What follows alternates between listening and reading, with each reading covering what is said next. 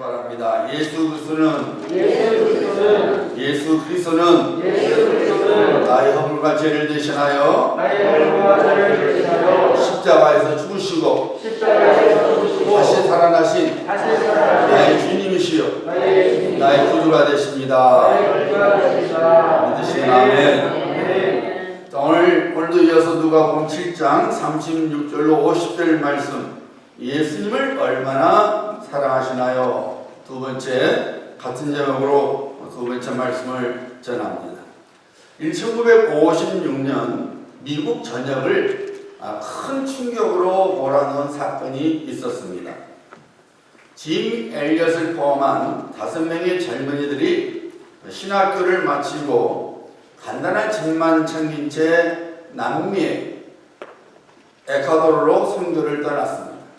한 번도 복음이 전파되지 않는 그곳에 5명의 젊은이들이 복음을 전하고자 갔습니다. 당시 에콰도르에는 잔인하기로 유명한 아우카족이 살고 있었습니다. 그들이 에콰도르 해변에 도착한 지 5일 후에도 아무런 소식이 없자 선교본부는 그들을 확인차 비행기를 보냈습니다. 그런데 놀랍게도 그곳 해변에서 5명의 청년들이 무참하게 살해된 채 발견되었습니다. 나중에 알게 된 것은 그들에게 권총이 있었다는 것입니다. 그러나 그들은 목숨을 위해 얼마든지 총을 사용할 수 있었지만 그렇게 하지 않고 죽음을 선택한 것입니다. 당시 유명한 라이프 잡지는 이 사건을 10쪽에 달하는 기사로 다루면서 이런 평을 내렸어요. 아우카족은 수백 년 동안 예부인들을 모두 죽여버렸다. 다른 인간들조차 두려워하는 아우카족을 복음하게 하여 젊은 선교사들이 목숨을 걸고 찾아간 것이다. 이 얼마나 불필요한 낭비인가. 이 세상은 나의 주님이시여 구원자가 되시는 예수 그리스도를 위해 무언가를 행하면 그것을 불필요한 낭비라고 평을 내립니다. 심지어 주님을 향하여 전심으로 나의 사랑을 드러내면 같은 그리스도인들조차 그 같은 사랑의 행위를 불필요한 낭비라고 평을 내립니다. 베다니 동네의 마리아가 예수님의 발에 향유를 붓자 제자들의 반응이 무엇이었어요? 마태복음 26장 8절에 나오죠. 제자들이 보고 분개하여 이르되, 제자들이 보고 분개하여 이르되 무슨 의도로 이것을 허비하느냐. 오늘 본문 말씀에 가버나움의 한 여인이 예수님의 발에 향유를 붓자 바리새인 시몬이 어떤 반응을 보였습니까?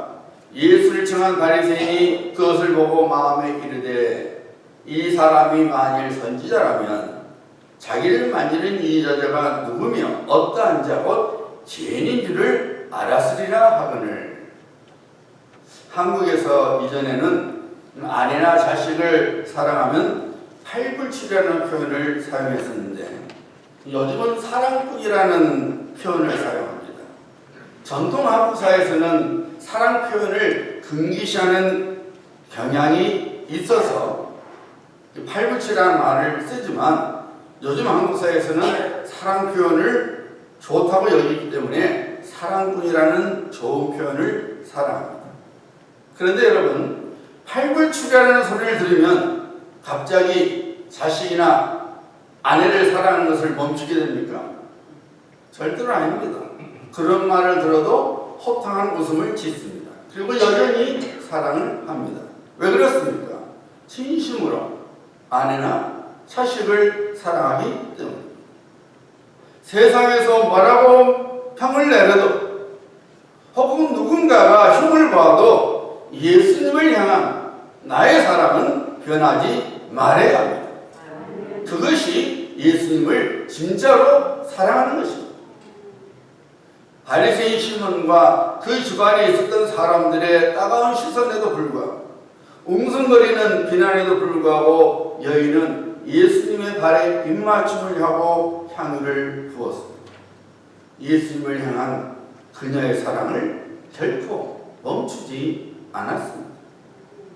예수님의 발을 눈물로 닦고 머리털로 씻으며 또한 발에 입을 맞추고 향유를 부은 여인처럼 우리 역시 예수 그리스도의 십자가의 죽음을 통해 제사함의 은혜를 입었습니다.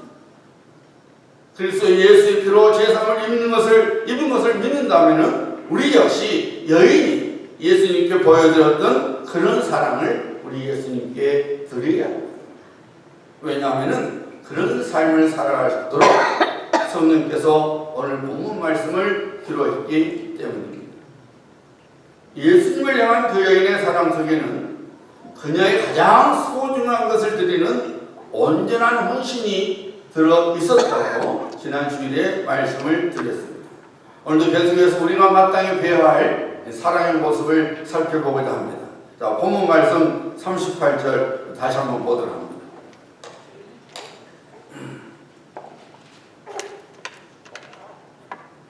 우리 한번 38절 같이 읽어볼까요?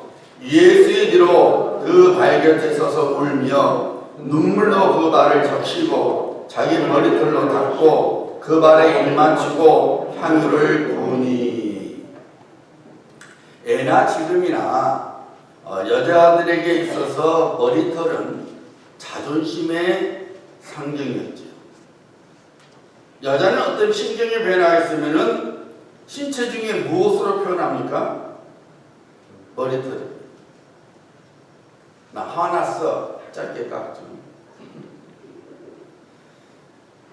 특별히 유대인에게는 머리털은 생명의 상징으로 보았습니다. 그래서 모세의 율법으로도 머리털에 과격한 변화나 어떤 장식을 하지 않도록 금했습니다. 예수님께 향유를 부은 여인은 자존심의 상징인 머리털로 예수님의 발을 씻었습니다. 그리고 예수님의 발에 입을 맞췄습니다. 발에 입 맞추는 행위는 종이 주인에게 복종하겠다는 표현입니다.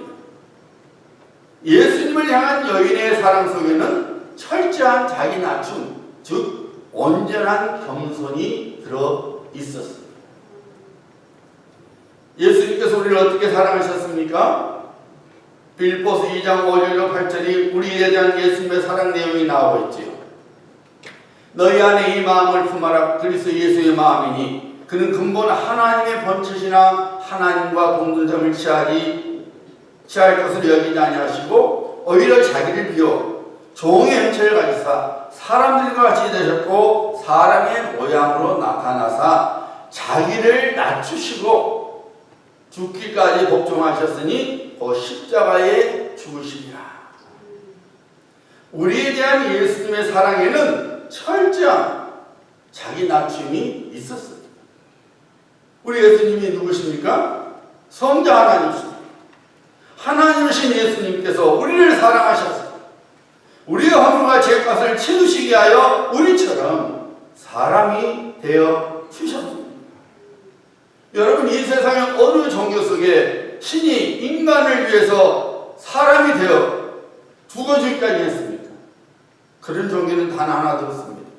오직 예수 그리스도만이 그렇게 하셨습니다. 예수님께서 사람이 되어 주셔서 우리를 대신하여 십자가 위에서 죽어 주셨습니다. 그렇지 않고서는 우리가 죄사함을 얻을 수 없기 때문입니다. 우리들이 그리스도 예수 안에서 구원을 받아 하나님의 자녀가 되었고 예수 그리스도 쫓는 신앙이라면 우리 역시 예수님처럼 철저하게 낮아지는 삶을 살아가야 합니다. 하버드 대학의 교수직을 버리고 정신지체 장애자 공동체인 라르시 데이브레이크 공동체에서 장애우들을 위하여 살았던 헨리 라우멘 박사님이 이야기합니다. 이분은 제가 설교에서 여러 번 언급했던 분이죠. 이 세상의 모든 부와 명예를 버리고 지체의 장애우들을 뒷발이하지 않는 삶을 살아가게 되자 주변의 사람들이 헨리 라우멘 박사에게 물었어요. 박사님, 왜 그리해야만 합니까? 꼭 그렇게 해야만 합니까? 그런 일은 당신이 하지 않아도 다른 사람들은 얼마인지 할 수 있는 일인데 혹시 위선이 아닙니까? 별의별 질문 공세를 펼쳤습니다. 하지만 갈릴라의 박사님은 이에 대해서 일체 대답하지를 않았습니다. 침묵을 지키던 그가 오랜 세월 후에 책을 한 권 썼는데 책 제목이 In the Name of Jesus, 예수의 이름으로 라는 책이 있었습니다. 이 예수의 이름으로라는 책에서 그가 세상의 부와 명예를 버리고 정신지체 장애우들을 섬기는 삶을 살았던 이유를 구체적으로 이렇게 밝혔어요. 나는 지금까지 오르막길만을 추구하면서 살아왔다. 그리고 실제로 오르막 인생을 살아왔다. 어려서부터 천재 신동이라는 별명까지 얻었다. 결국은 하버드 대학의 교수직까지 올라가게 되었고 교수직에 있으면서도 40여 권이 넘는 많은 책을 썼다. 모두 다 베스트셀러가 되었습니다.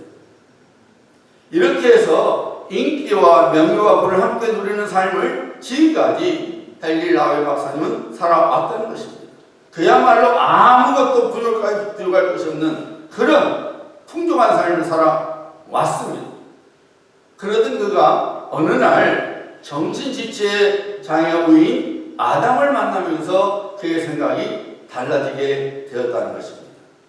고통을 당하는 사람들의 그 고통에 동참하지 않고는 진정 예수님을 알 수 없다는 생각이 들었다고 합니다.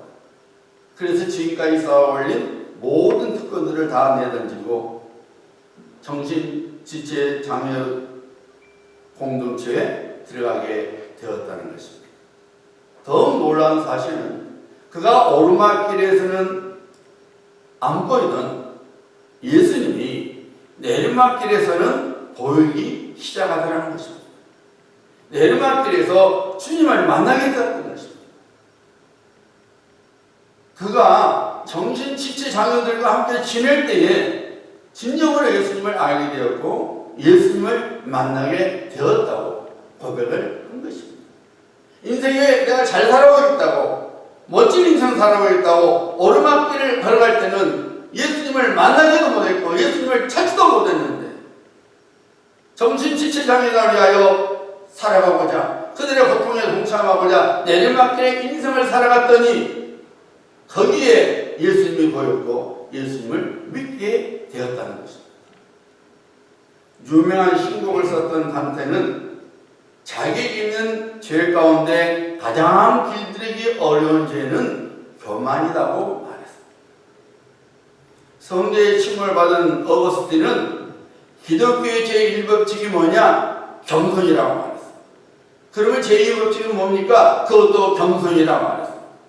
제3의 법칙이 무엇입니까? 했더니 그것도 역시 겸손이라고 말했습니다.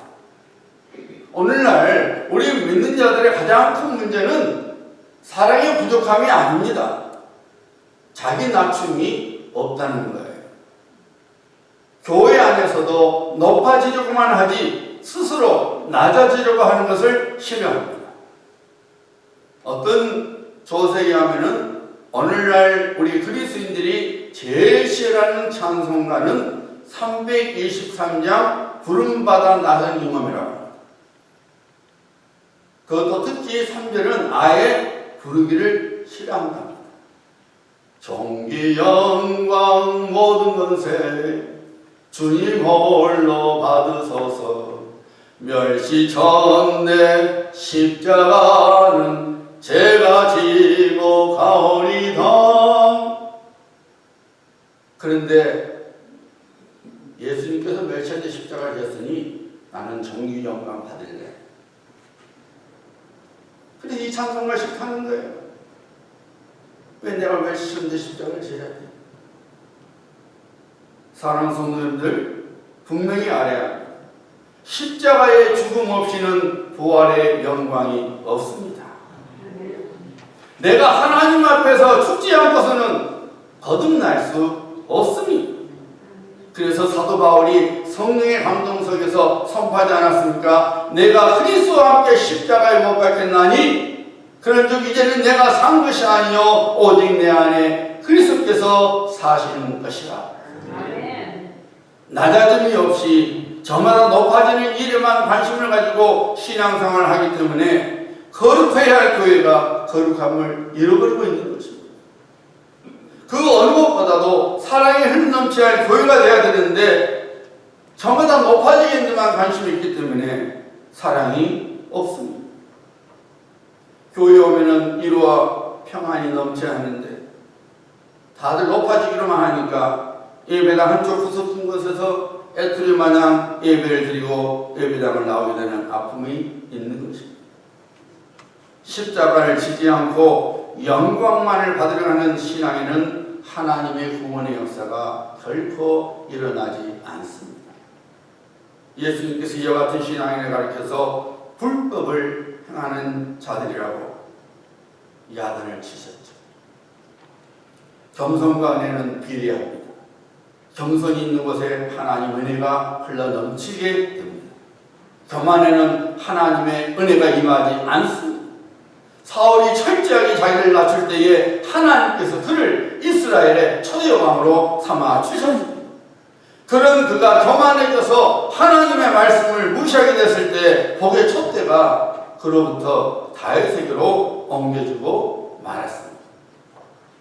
만약 여러분에게 혹시나 예배에 기쁨이 없다면, 교회 생활에 기쁨이 없다면, 그리고 구원의 감격이 없다면 물론 드물게 외부적인 이유가 있을 수 있지만 거의 대부분은 자기 자신에게 있습니다. 그것은 겸손을 잃어버리는 데에 있습니다. 겸손이 있어야 할 자리에 교만이 들어 앉아있기 때문입니다. 여러분 잊지 말아야 합니다. 교만은 나의 믿음을 죽여버립니다. 교만은 내게 오는 하나님의 은혜를 끊어버리게 만듭니다. 그래서 있는 것마저 잃어버리게 되는 신앙의 비극을 당하고 마는 것입니다. 분명히 아셔야 합니다. 그리스도 예수 안에서 구원을 받아 하나님의 자녀요 성도가 된 사람은 심령 속에 그리고 삶 속에 겸손이 없다면 하나님께서 약속하신 목들이 펜딩됩니다. 즉 대기 상태에 들어갑니다. 왜냐하면 하나님께서 그 사람을 사랑하시기 때문에 그렇게 하십니다. 교만 중에 받는 하나님의 복은 오히려 그 사람에게 화가 되기 때문입니다. 그러므로 혹시라도 하나님의 복이 더디다고 생각이 된다면 내 안에 주님께 대한 사랑과 열심은 있지만 겸손은 없는지 잘 살펴야 합니다. 하나님의 자녀여 성도는 예수님처럼 자기 낮춤이 있어야 합니다. 예수님께서 철저하게 자기를 낮추시고 아버지 하나님의 뜻에 따라 순종하여 십자가 위에서 대승의 죽음을 맞이하셨을 때에 하나님께서 그를 지극히 높여주셨습니다. 모든 이름에 뛰어난 이름을 주셨습니다. 모든 자들이 예수의 이름 앞에 무릎을 꿇게 하셨습니다. 그리고 모든 입으로 예수 그리스도를 주라 시인하게 하셨습니다. 마찬가지입니다. 우리들이 겸손함으로 살아갈 때에 하나님께서 우리를 높여주십니다. 복 위에 복을 더하시며 은혜 위에 은혜를 부어 주십니다. 우리 삶을 형통하게 하셔서 하나님께 영광을 돌리게 만들어 주십니다. 우리 모두는 사도 바울의 고백대로 그리스도와 함께 십자가에 못 박혀 죽었습니다.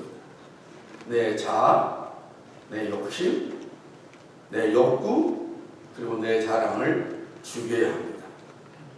나를 드러내는 교회 생활이나 신앙 생활이 아니라 나를 통해서 오직 예수 그리스도만이 드러나게 살아가야 합니다.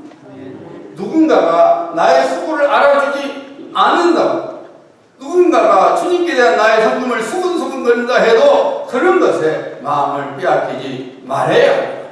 내 안에 계신 예수 그리스도만을 바라봐야 합니다. 예수님의 마음을 품은 자답게 철저하게 자기를 낮춰야 합니다. 나를 낮추면 상대방의 말이 절대로 나를 다치게 할 수 없습니다. 내가 나를 높이고 있으니까 내가 다치는 거예요. 본문 말씀 속에는 죄인이었던 자신이 예수님의 사랑과 은혜로 하여 죄사함을 입게 된 것을 깨닫게 되었을 때에 가만히 있을 수 없었습니다. 예수님의 사랑에 대한 감격이 너무 커서 예수님을 사랑하지 않을 수가 없었습니다. 자존심, 체면, 그리고 다른 사람들의 시선과 평가 등이 전혀 중요하지 않았습니다. 그녀에게 중요한 것은 어떻게 하면 나도 예수님께 받은 사랑을 돌려드릴 수 있을까 하는 단 하나였습니다. 그래서 감격과 감사의 눈물을 예수님의 발 위에 흘렸습니다. 자존심의 상징인 머리털을 풀어 예수님의 발을 씻어드렸습니다. 감히 예수님의 볼에 입맞춤할 자격이 없다 생각하여 예수님의 발에 입맞춤을 했습니다. 그리고 그녀의 가장 소중한 향유를 예수님의 발에 부어드렸습니다. 철저한 자기 낮춤의 사랑을 예수님께 드렸던 것입니다. 하나님의 자녀여, 성도가 되시는 여러분, 하나님을 믿는다는 것이 무엇일까요? 보이지 않는 하나님을 믿는다는 것이 무엇일까요? 하나님을 믿는다는 것은 하나님을 사랑하는 것입니다. 하나님을 믿는다는 것은 내가 하나님을 사랑하는 것입니다. 사랑이 곧 믿음이요, 또한 믿음이 사랑입니다. 사랑은 사랑하는 자에게 가장 좋은 것을 주고 싶어하는 마음입니다. 어느 여자분이 사랑하는 남자에게 가죽 지갑을 선물로 주었습니다.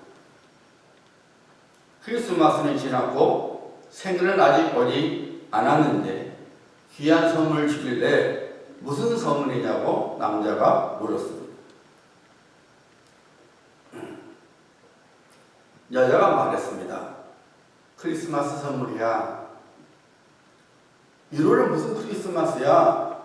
하고 물었더니 그 여자가 활짝 웃으며 말했습니다. 음력 크리스마스. 그 남자는 그 해에 그 여자와 결혼을 했습니다. 어느 목사님의 일화입니다. 사랑은 소중한 것을 주고 싶어하는 마음이기에 어떤 핑계거리라도 삼아서라도 소중하고 귀한 선물을 그 사모님은 목사님에게 준 것이죠. 그것이 사랑입니다. 본문 말씀 속의 여자는 예수님을 메시아로 믿고 사랑했기에 옥합을 깨뜨리는 데에 주저하지 않았습니다. 그녀의 가장 소중한 것을 참으로 드릴 수 있는 온전한 헌신의 사랑을 예수님께 드렸습니다. 자기를 철저하게 낮추고 예수님만을 높여 드렸습니다. 설교서두에 말씀드린 지멜리엘 선교사 이야기로 돌아갑니다. 이 얼마나 불필요한 낭비인가 라는 기사를 어떻게 생각하느냐는 기자의 질문에 깃 엘리야의 아내 엘리자베스 사모는 정색을 하며 이렇게 말했습니다. 말씀을 삼가하십시오. 낭비라니. 남편의 죽음은 낭비가 아닙니다. 그는 온 생애를 이것을 위해 준비한 사람입니다. 바로 이 시간을 위해 달려온 사람입니다. 그는 자기의 책임을 수행한, 그리고 자기 목표를 달성하고 죽은 행복한 사람입니다.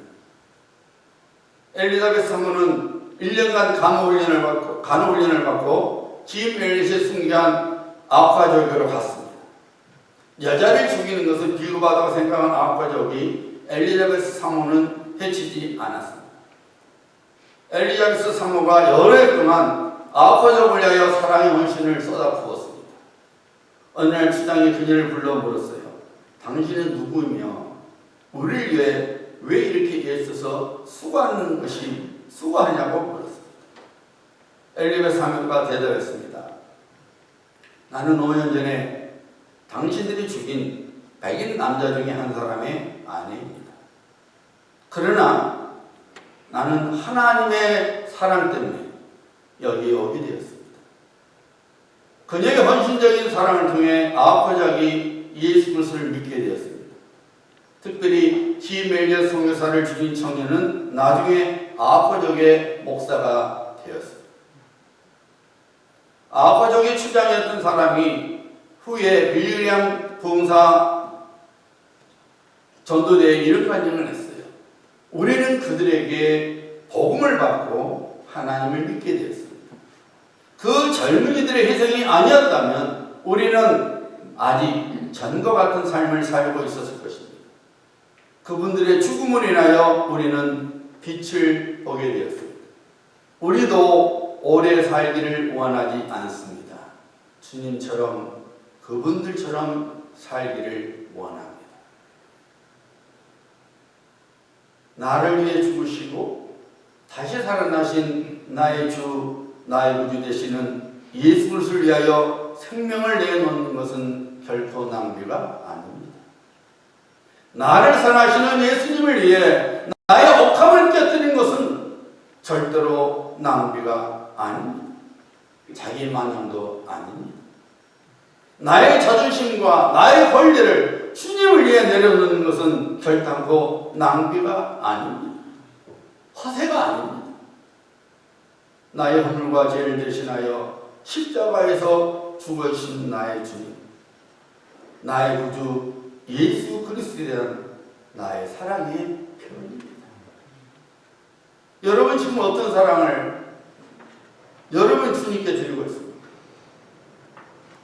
예수님을 얼마나 사랑하십니까? 여러분의 소중한 것을 아낌없이 드리는 헌신의 사랑이 주님을 향한 그 사랑 속에 들어있습니까? 나의 욕심과 나의 자아가 죽어지고 오직 예수님만을 높여드리는 나의 철저한 낮아짐, 온전한 겸손이 여러분의 사랑 속에 들어있습니다. 제3의 은혜를 입고 감격하여 예수님께 와서 가장 소중한 것을 드리는 헌신의 사랑과 철저하게 자기를 낮추는 사랑을 보여주었던 여인처럼 우리도 그렇게 살아가야 합니다. 왜냐하면 우리도 제3의 은혜를 입었기 때문입니다. 이런 성도님들 시를 예수 그리스도 이름으로 축복합니다.